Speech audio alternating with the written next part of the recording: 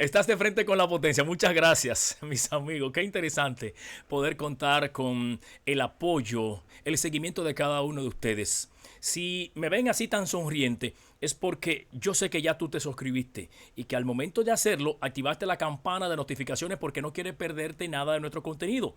Déjame tu comentario, comparte y si te gusta, dale a me gusta. El día de hoy tenemos un tema bien interesante. Vamos a hablar sobre impuestos.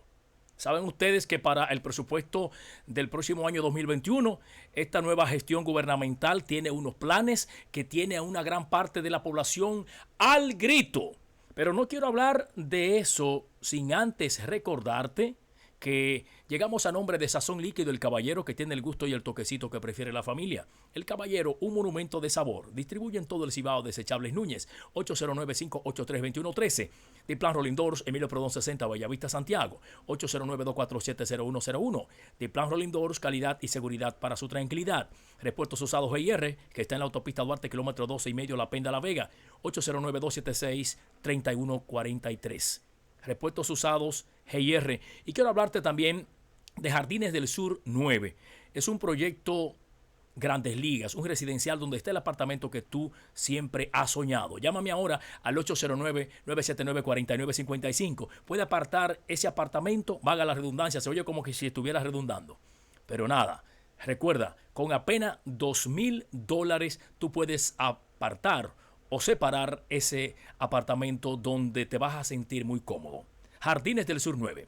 Bueno, mis amigos, el día de hoy estamos con Ariel Núñez, analista político de la República Dominicana, con el cual vamos a conversar sobre este tema tan espinoso, podríamos llamarlo así, un tema que mucha gente desconoce todo. El que usted menos cree no sabe nada de impuestos. Y la verdad que aquí, por suerte, tenemos a alguien que tiene un amplio conocimiento sobre lo que es el impuesto sobre la renta. Y a propósito del impuesto sobre la renta, señores, el proyecto de presupuesto del 2021 contempla incluir el cobro de este impuesto al salario de Navidad o sueldo número 13, que está exento de este gravamen por el Código de Trabajo en este país, República Dominicana. Y yo me pregunto, a mi entender, el licenciado Luis Abinader Corona, que ganó con una gran mayoría de los votos que el pasado 5 de julio se emitieron en este país, óigame, comenzó bien. Yo creo que comenzó bien. Y cualquiera diría no. Y sobre todo la oposición ahora que es del PLD. No fue que comenzó bien. No fue que comenzó bien. Es que la gente quería demasiado el cambio y está creyendo que está bien. Pero a mi entender, el PRM ha empezado a implementar algunas cosas que es como para que el que usted menos se imagina o se imagine, piense que comenzó bien. Ahora bien, yo creo que ellos están empañando esto, porque le están hablando al pueblo de ponerle impuesto a ese sueldo que es tan esperado. Hay gente que, óigame, lo compromete comenzando el año. Óigame, ya estamos hablando de personas que están dispuestas a tirarse a la calle. Y no es solamente los peledeístas, no es solamente la oposición en sentido general. Cuando viene a ver, ahí hay hasta algunos PRMistas colados que están dispuestos a tirarse a la calle. Finalmente, yo quiero decir que estuve chequeando unos comentarios en una publicación que vi en las redes sociales de alguien, ahí hubo alguien que dijo, óyeme, yo voté por el PRM, pero de igual manera, óigame, si tengo que quitarlo, lo quito. Es lamentable que estemos hablando ya sobre esto. Ariel Núñez, bienvenido. Estás de frente con la potencia. Buenas noches, Eddie. Buenas noches a todo el público de Frente con la Potencia. Un saludo a toda la región norte que siempre fija y te sigue, y a todas las personas que nos siguen a través de las redes en esta ya aldea global.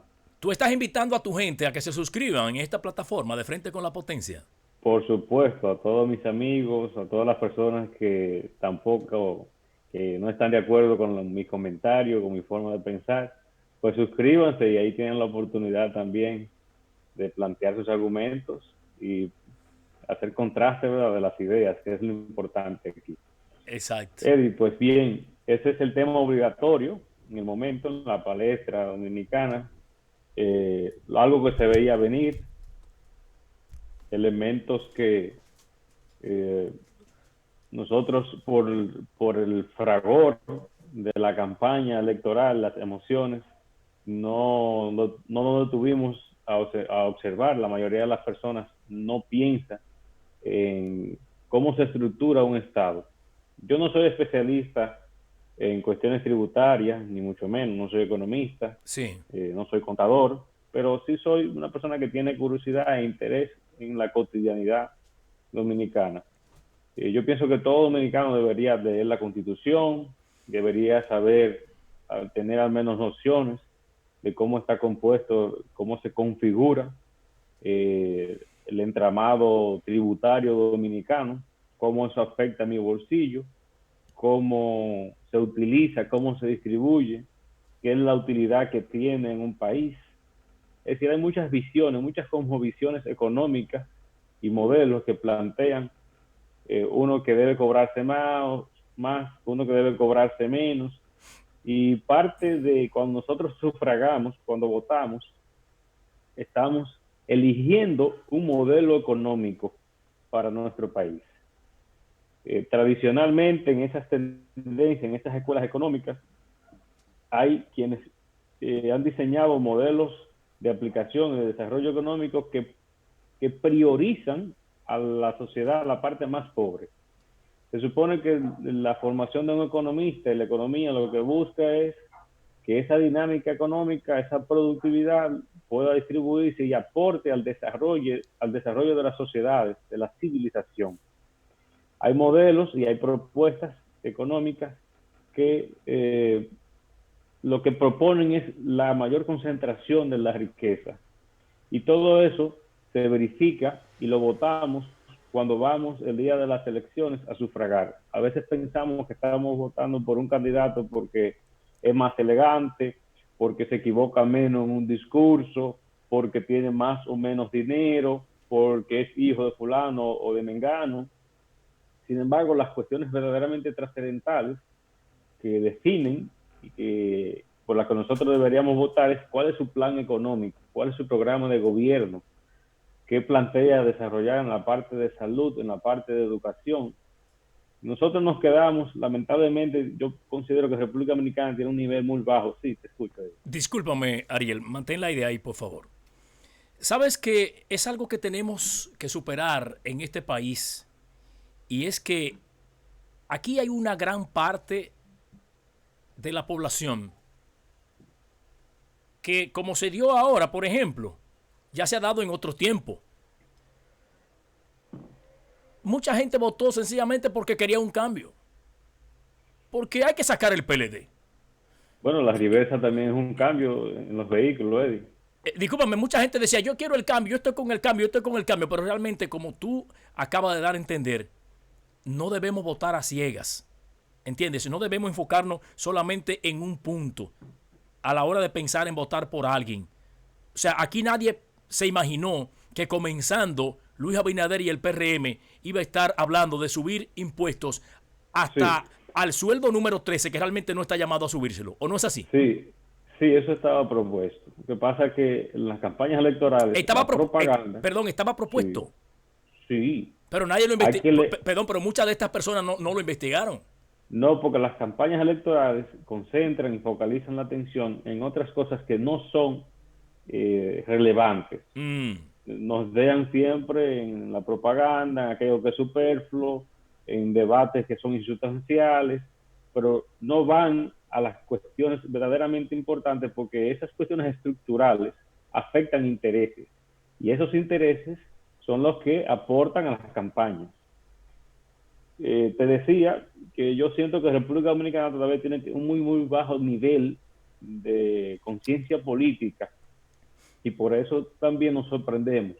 Si uno toma la Estrategia Nacional de Desarrollo, que es una ley planteada de tareas e hitos que nosotros debemos ir cumpliendo en cierto tiempo para ir logrando el desarrollo de nuestros pueblos, de nuestras provincias, ir solucionando algunos problemas ancestrales que tenemos en República Dominicana.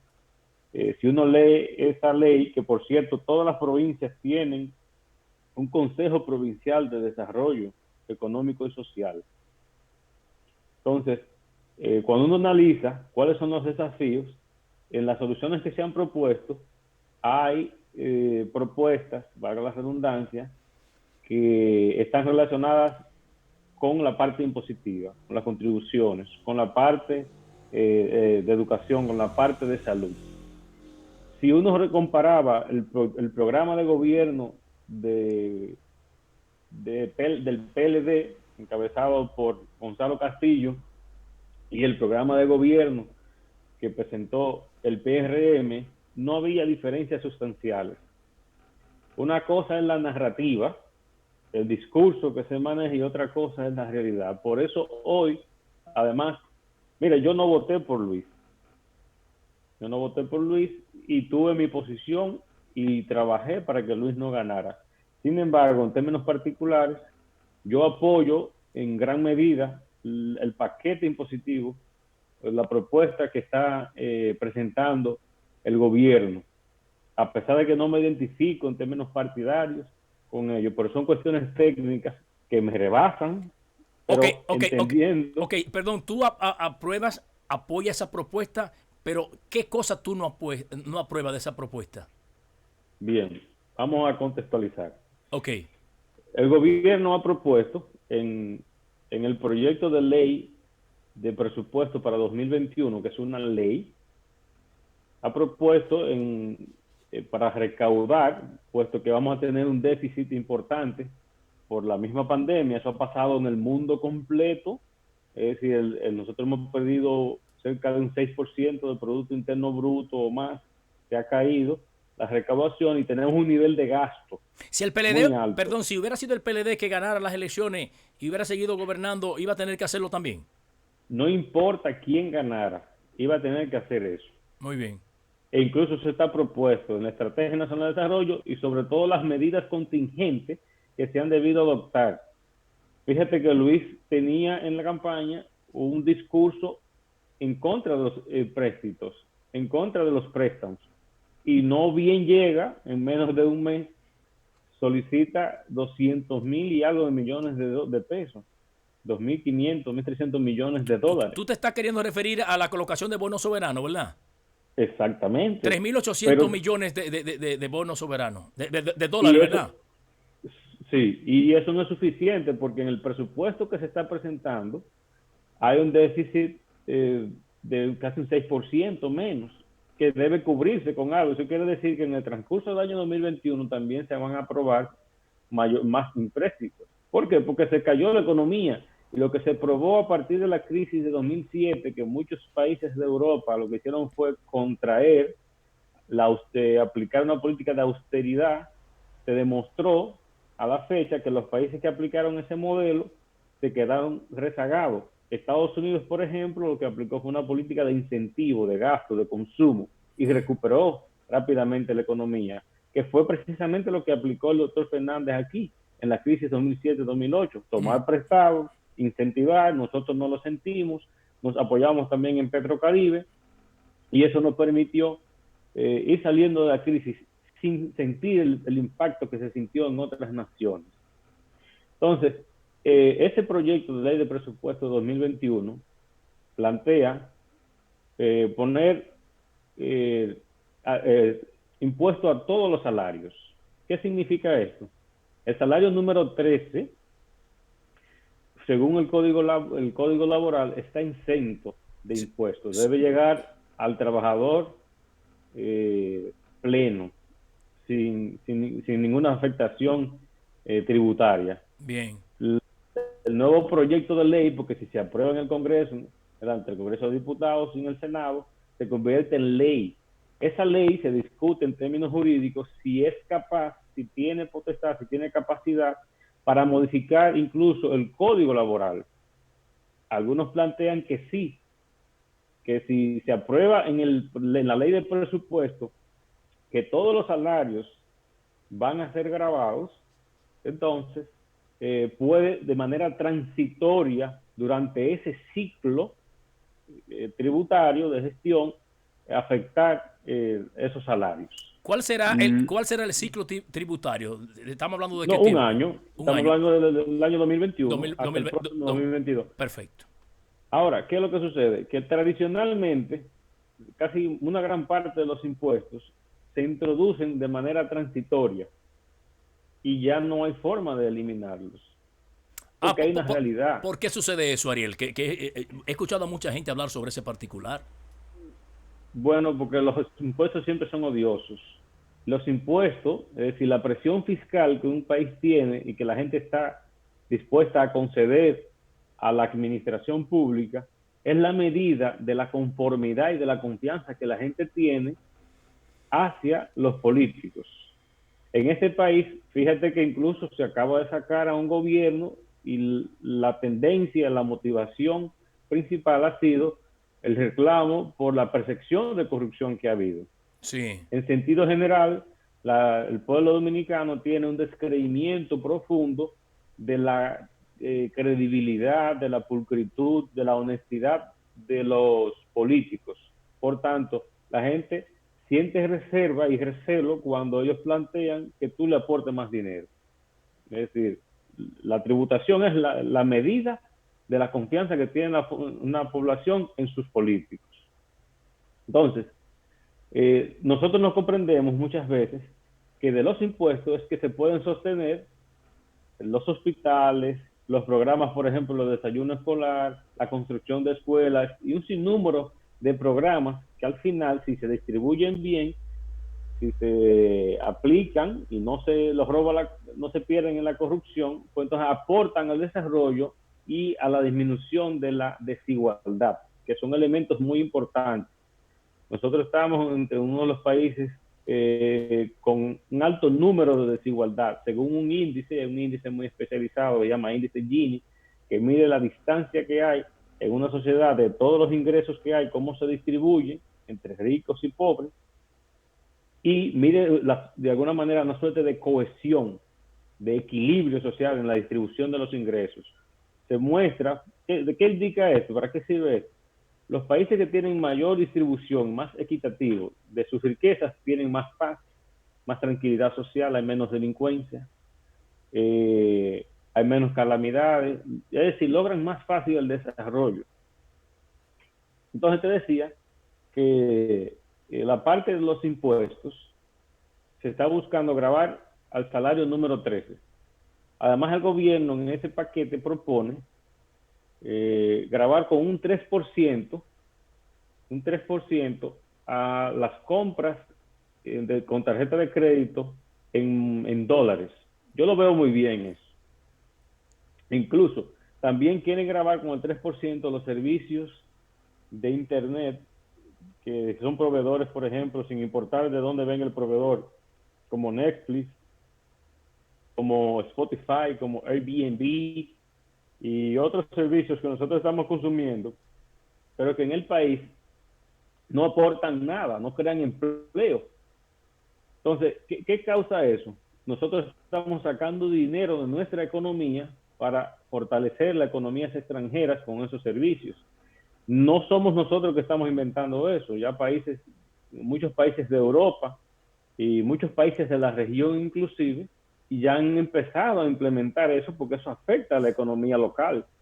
Nosotros tenemos que priorizar aquí y darle privilegio a la inversión. Usted tiene dinero, usted va a hacer una inversión aquí, va a crear 400,000 empleos, usted quiere traer 10 millones de dólares para iniciar los trabajos en una zona franca que va a requerir 600 empleos, usted tiene facilidades, pero no podemos seguir con una política de que, bueno, yo recibí 20,000 pesos y de una vez voy con una tarjeta a gastármelo. Tú tienes libertad, claro que sí, libertad individual para tú gastar tu dinero como tú quieras, pero si tú decides y tú eres parte de una sociedad y una colectividad, y a ti te gusta andar en calles buenas y un número de servicios colectivos, Sí. entonces el Estado tiene que regular eso. Entonces, por eso está planteando el 3%. Un momentito, Hay Ariel. un elemento. Ariel, discúlpame. Espera, vamos a hacer un paréntesis ahí. Ese 3% va a afectar a mucha gente en una situación de crisis muy grave. Yo pienso que por algún lado el gobierno tiene que buscarse su dinero, pero no todo el mundo puede pagar impuestos. Por ejemplo, habrán personas que tienen negocios eh, que para poder sustentarlo tienen que constantemente estar comprando por internet y obviamente pagando con sus tarjetas de crédito o de débito y podrán pagar ese 3%. Pero habrá muchas personas de escasos recursos que tal vez en algún momento tienen que comprar algo por internet con estas tarjetas y no pueden pagar ese 3%. O aquella persona que tiene un negocito que tratando de buscar obtener mayores beneficios, compra su cosita en los Estados Unidos o fuera del país por internet. De esta manera. Entonces, esto le va a afectar mucho. O sea, yo pienso que hay impuestos que se le debería aplicar a los que pueden pagarlo. Porque, por ejemplo, tenemos conocimiento que ese impuesto que se le va a aplicar al sueldo número 13 es a partir de los 33,000 pesos. Hay gente que he escuchado decir 34, hay otros que dicen 35, pero nada, digamos que a partir de los 33,000 pesos es que se le va a aplicar el impuesto sobre la renta. O sea que las personas que ganan por debajo de ahí deben estar tranquilas, por suerte. Pero repito, el gobierno de alguna parte tiene que buscarse los cuartos para ver si esta economía se estabiliza y yo entiendo que debería tratar de poner a pagar impuestos a los que realmente pueden pagar impuestos. Otra cosa, realmente no me están hablando en un momento de que se va a cobrar más impuestos en este país en lo que es la fuente de empleo. Porque si ahorita yo tengo que pagar impuestos por aquí, impuestos por allí, pero se me está dando la oportunidad de que yo tenga el empleo, porque tal vez el que tú menos crees ahora mismo está desempleado en casa y vas a tener que pagar impuestos a esas cosas que de las cuales nunca has pagado impuestos. O va a ser posible que la empresa a la cual yo le presto servicio me aumente el sueldo. Porque es que, óyeme, voy a pagar, al pagar impuestos a ciertas cosas, mi dinero se va a reducir, voy a recibir menos dinero.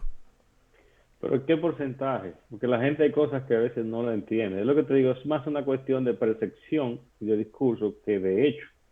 El 74 más, cerca del 80% de la población trabajadora de República Dominicana gana menos de 25,000 pesos. Sí. O sea que no le afecta. Y además, quien gana más de 34,000 pesos, no es a los 34,000 pesos que se te graba, es al excedente.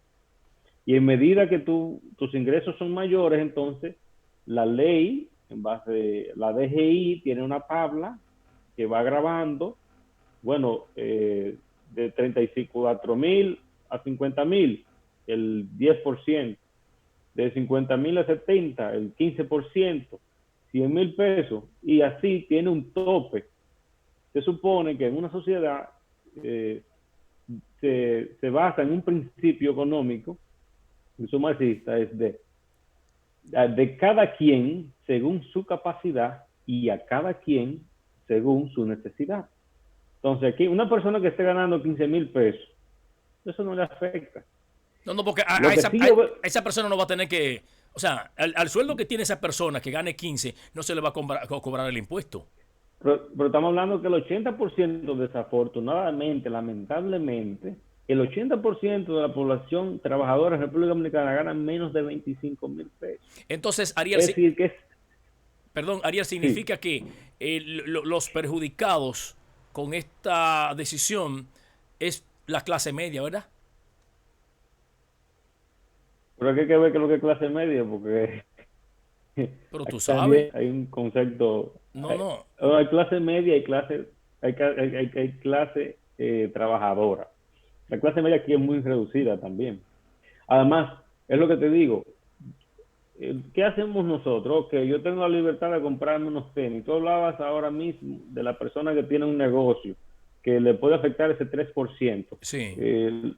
Cada vez que nosotros hacemos transacciones, nosotros estamos pagando un porcentaje a las empresas de esa transacción, que es normalmente internacional, que viene y saca dinero de nuestra economía, dinero que sirve para nuestro desarrollo, dinero que necesitamos, dólares para comprar el combustible, para comprar la materia prima. Eso debe regularse, porque si no, entonces se crea un déficit y por eso sube el dólar. Cuando hay escasez de dólares, entonces el dólar se pone más caro y por tanto baja automáticamente el valor de lo que se paga al empleado.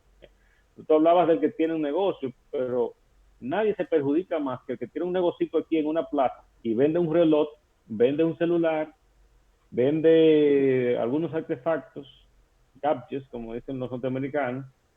¿Qué pasa? Que esa persona tiene ahí, paga un alquiler, paga electricidad, paga una persona o dos que la atienden ahí, tiene dos salarios, paga TCS. Es decir, tiene unos costos distintos. Por eso, tú ves que a veces tú vas a comprar el mismo reloj que tú encuentras en internet, y dices, cónchale, pero ¿por qué aquí lo venden tan costoso si yo lo encuentro en Amazon o lo encuentro en eBay a un 40, un 30% menos? Sí, pero esa persona está creando empleo.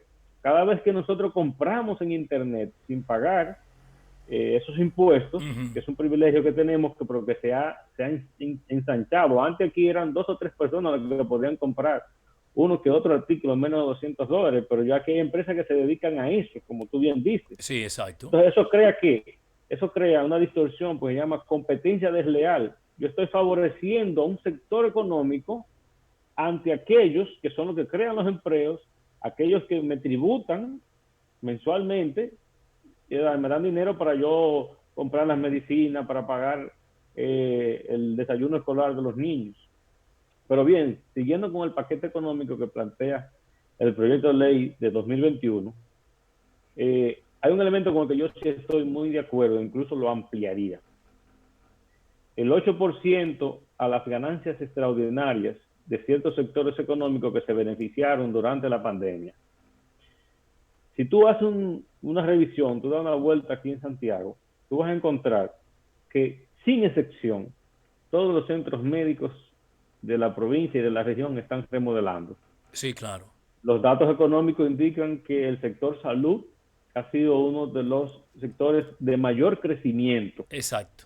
por la demanda y sobre todo ahora, durante la pandemia, en el sector farmacia, que se han aprovechado vendiendo medicamentos mucho más costosos.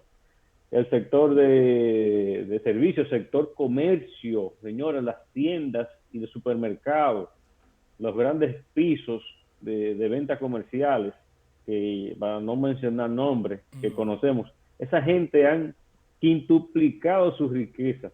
Yo pienso que esas personas tienen que hacer un esfuerzo mayor. El gobierno plantea un 8% de las ganancias. Yo diría que un 30% estaría bien.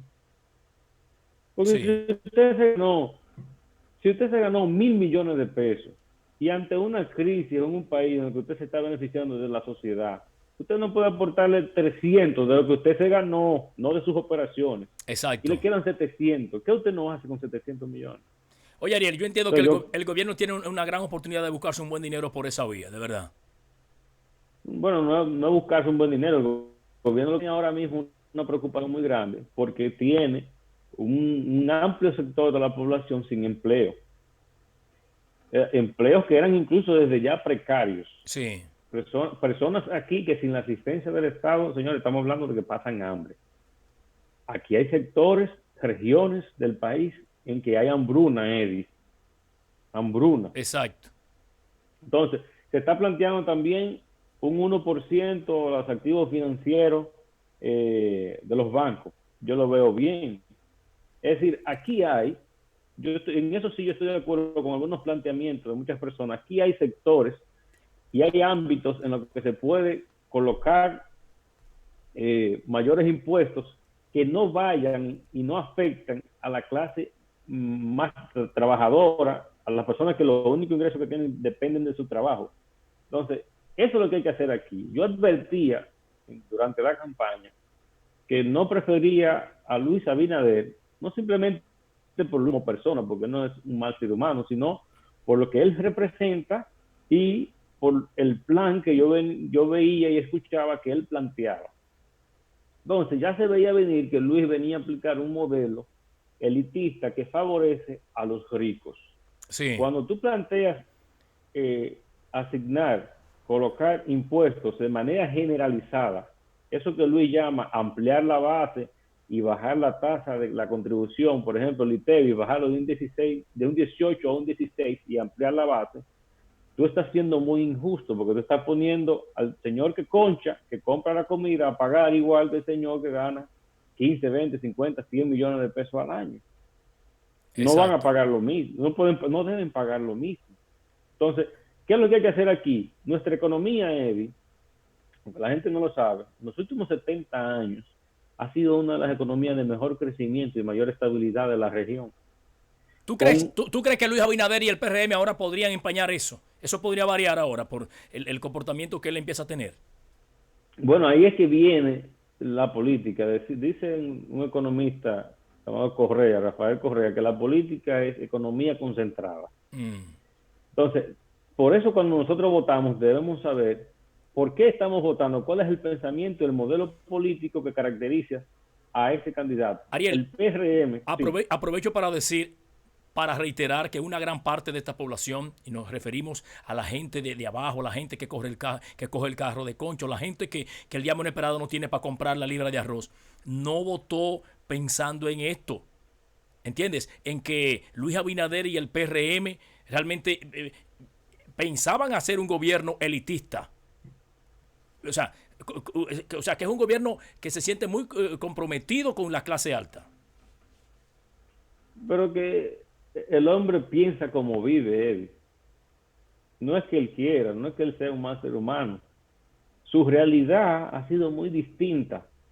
Eso sería tema para otro, incluso para otro programa. Ya. Es decir, pero no es lo mismo cuando tú tienes políticos que son muchachos que nacen de abajo, del pueblo llano, se forman, que deben capacitarse, y luego entonces van a la política, al gobierno, pero saben que es pasar trabajo, saben que es la pobreza y cuáles son las oportunidades que se deben crear. No es lo mismo cuando tú tienes una persona que ha vivido afortunadamente en la riqueza. Entonces, va a implantar un modelo elitista. Y ahí eso se verifica en el modelo económico que se propone. Yo pienso que de haber tenido nosotros un gobierno como el gobierno pasado u otro, el gobierno pasado tampoco es de corte liberal ni progresista, ni mucho menos, pero mantuvo mayor cercanía y un modelo económico que postergó, para poner algunas palabras, postergó dejar caer el gran peso de los impuestos sobre los pobres y sobre los más pobres. Entonces, ¿qué hace falta aquí? Te decía que si uno revisa la cronología del crecimiento económico en República Dominicana, ha sido uno de los países de la región que más ha crecido y por más tiempo. Para darte una idea, de 1996 a 2017, 2016, Sí. la productividad en República Dominicana se quintuplicó. ¿Qué quiere decir eso? Sí, toda la fuerza y todo lo que nosotros producimos, si en un año nosotros producíamos 1.000 millones, en ese periodo, final 2016, estábamos produciendo 5.000 millones. Es decir, sí que se quintuplicó. Sin embargo, en ese mismo periodo de tiempo, la capacidad de consumo, es decir, el salario de los empleados, perdió capacidad, se desvaloró en un 27%. Entonces, ese dinero de ese crecimiento, ¿dónde se quedó? En las manos de un grupo, de los dueños, de los medios. Entonces, si hay que contribuir ante una catástrofe, ante un momento especial, una contingencia extraordinaria que ha vivido el mundo completo, y en este caso nuestro país, quienes más tienen que contribuir no son la gente que ha sido perjudicada, no somos nosotros, Sí. no el de abajo, no el de clase media, es la persona que muy bien le ha ido. Es simplemente eso, no es una cuestión moral, es una cuestión económica. Bien. Ariel, ya prácticamente tenemos que despedir esta intervención de frente con la potencia. Por mi parte, dos cositas. Y esto como que se me quedó en el aire ahorita. Recuerdo la reacción que tú tuviste cuando yo hablé de clase media. Eh, ¿Cuál es el sueldo de un clase media? Más o menos. Se habla de 55.000 pesos, pero que es un error pensar que uno es clase media simplemente porque tiene ingresos de 55,000 pesos. Ya. Se habla de clase trabajadora. Clase media, tú podrías considerarte si tú tienes bienes que te permitan ante una eventualidad, por ejemplo, tú pierdes tu empleo, bueno, pero yo vivo de la renta, yo vivo de tal o cual negocio que tengo que me permiten seguir subsistiendo sin tener que vender lo único que tengo, que es mi fuerza de trabajo. Muy bien. Entonces, hay clase trabajadora y hay clase media que puede vivir de la renta. Ok, entonces hay una parte de esa clase trabajadora que gana por encima de 33,000 pesos, así obviamente como también la clase media y demás, que van a ser perjudicados con el cobro de este impuesto sobre la renta. Otra cosa es que, y esto lo voy a decir basándome en muchos comentarios que he visto en las redes sociales, que por qué el presidente no busca realmente ponerle un mayor impuesto a esos funcionarios. En primer lugar, reducir todos esos grandes sueldos que tienen los altos funcionarios de este gobierno, como ha pasado en los últimos, en las últimas gestiones en este país. ¿Por qué no le pone No, no, una mayor carga impositiva a estos grandes salarios y también se los reduce? ¿Entiendes? Ahora que estamos hablando de impuestos, yo pienso que es oportuno tocar esta parte. muy buen punto, Eddie. Qué bueno que tú lo tocas. Eh, Decíamos, cuando en una sociedad como la nuestra, con tanta desigualdad, tú ves que políticos andan en buenas jipetas, que políticos tienen buenas casas y que se habla de corrupción y suceden un sinnúmero de cosas. Además, en los medios de comunicación se maneja el tema de la corrupción, a veces también hiperbolizado. O sea, que hay corrupción, pero también se manipula y se utiliza para conseguir el poder político. Sin embargo, desde el punto de vista técnico, eso sería algo más que no más que simbólico. Yo hice un ejercicio recientemente, por curiosidad, y tomé todas las posiciones importantes y de buenos salarios que tiene el gobierno. Anda por las 662 posiciones importantes que pueden ganar más de, yo le puse en promedio 100 y algo, 100,000 pesos. Tú tomas todo eso, incluso lo puedes multiplicar por 4. Tú tomas los ministros, tú tomas el presidente del Banco Central, organismos descentralizados, tú tomas directores regionales, directores de todo eso. Sí. Tú sumas todo lo que eso significa para el presupuesto y lo divides entre el total, es decir, ese apartado, tú lo divides entre el total, te da un 0.00002%, algo casi despreciable. Si tú tomas eso y sacas a la gente, le divide, le reduce el salario, es algo simbólico. ¿Qué tú vas a tener? Una cantidad de funcionarios demotivados que entonces van a incrementar la propensión a caer en la corrupción. ¿Por qué? Porque están mal pagos. Pero en términos reales... Perdón, Ariel, es que de todos modos hay corrupción. ¿Qué tú quieres decir? Que esa gente que ganan 1 millón de pesos, por ejemplo, no son corruptos, no buscan por otro lado. No. Por ejemplo, cuando tú buscas los países que tienen menor índice de corrupción, son personas que ganan bien. Entonces tú no puedes pensar que tú vas a luchar con la corrupción nada más con el tema de la honestidad y de la moralidad. No. Para tú tener un funcionario que tú le puedes exigir también, tiene que él no tener esa tentación, porque tú no puedes pensar que un presidente, un gobernador del Banco Central va a tener una preocupación por pagar el colegio o por no poder viajar a Disney, cuando él es el que decide la suerte de miles y miles de millones de pesos en un país.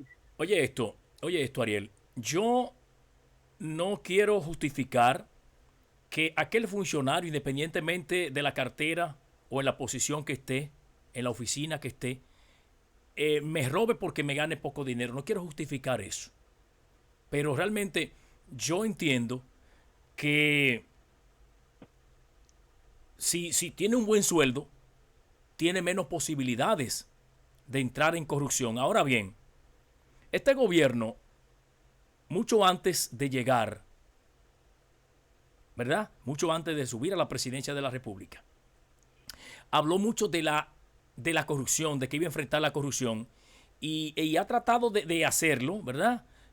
Con lo que es la exigencia de la declaración jurada de bienes, que en otros gobiernos, y sobre todo del PLD, no se había hecho tanto énfasis en este sentido.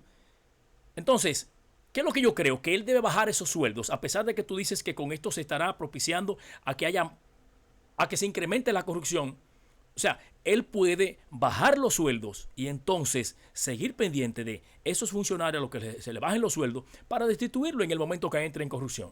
Porque él está tratando de trabajar lo que es la corrupción. La desigualdad en República Dominicana no inicia solo en la distribución de los salarios. La desigualdad inicia aquí en la falta de oportunidades que tiene, por ejemplo, una persona de ingresos medios o ingresos altos, de proveer a sus hijos con mejor educación. Si desde el principio ese niño, esos dos niños, uno que es el hijo del pollero, que tiene bajos ingresos, y otro que tiene ingresos altos, pues entonces van recibiendo educación distinta, se van exponiendo a experiencias diferentes, por tanto desarrollan competencias totalmente distintas. Al final, cuando llegan a la adultez, ¿quién tú crees que va a conseguir mejor empleo? ¿Quién tú crees que va a tener mayores oportunidades? Entonces, el problema no está simplemente en los salarios. Sí. La gente se desarrolla y se incentiva incluso de los medios un resentimiento social. ¿Por qué? Porque fulano le está ganando 100,000 o 200,000 pesos, pero cuando tú revisas, es una persona que tiene una maestría, es una persona que estudió en el extranjero, es una persona que tuvo la oportunidad de prepararse, y tú no puedes pensar que cuál sería la aspiración que tú tienes cuando tú tienes un profesional mal pago, aún sea en el sector público o en el sector privado. El tema está en que esa persona que tiene ese sentimiento no tuvo la oportunidad de prepararse para entonces merecer y cualificarse y merecer entonces un mejor salario. Entonces, ¿qué es lo que hay que atacar aquí? La corrupción. Es distribución de las oportunidades para que la gente se pueda preparar. Muy bien. Ariel, tenemos que despedir ya. Bueno, se quedaron muchas cosas, muchos temas interesantes, y quizás podamos seguir ampliando. Las personas que escriban, que pongan sus preguntas y sus comentarios, y seguimos y nos encontramos en una próxima entrega. No, lo que pasa es que este tema es bastante amplio. Tendremos que regresar con otras intervenciones siguiendo este tema de impuestos. Podremos ampliarlo luego, Eddie, que se faltaba decir, el tema de la presión fiscal de República Dominicana es una de las más bajas de la región. Muy bien, más adelante vamos a hablar sobre eso. Y vamos a hablar de eso, cómo contribuye al desarrollo. Buenas noches. Agéndelo por ahí, como cada intervención aquí de Frente con la Potencia estuvo brillante. Ariel Núñez, destacado analista político de este país. Señores, muchas gracias. Recuerden, suscríbanse y activen la campana de notificaciones para que no se pierdan nada de nuestro contenido. Y comparte, por favor. Y ese me gusta, no deje de dármelo. Muchas gracias.